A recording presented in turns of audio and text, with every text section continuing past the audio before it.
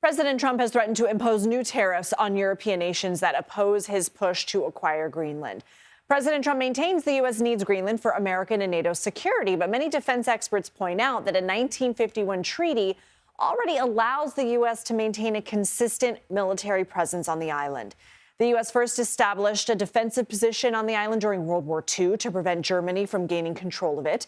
While Denmark surrendered to the Nazis within 6 hours of the German invasion of 1940, the Nazis did not immediately take over Denmark's colony of Greenland.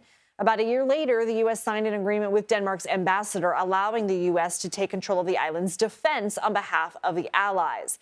By the end of the war, the U.S. had built or expanded 17 military bases across the island with a buildup of U.S. troops totaling 5,800, which roughly equaled 25% of the island's population at the time, according to the book Greenland and Arctic Security. After World War II, U.S. President Harry Truman tried to buy the island. Denmark rejected the U.S.'s offer, but did agree in 1951 to allow the U.S. to keep a military presence on the island for defense purposes against what was then the Soviet Union. The defense treaty allowed the U.S. to build as much military infrastructure as it felt was necessary within the, quote, defense areas of Greenland, which occupy parts of the territory's coastline.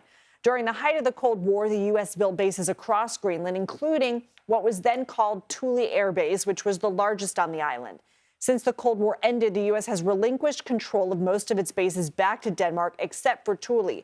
It was renamed Baduvik in 2023 and became an official base for the U.S. Space Force. The base now houses about 150 service members and primarily focuses on missile warnings and space surveillance.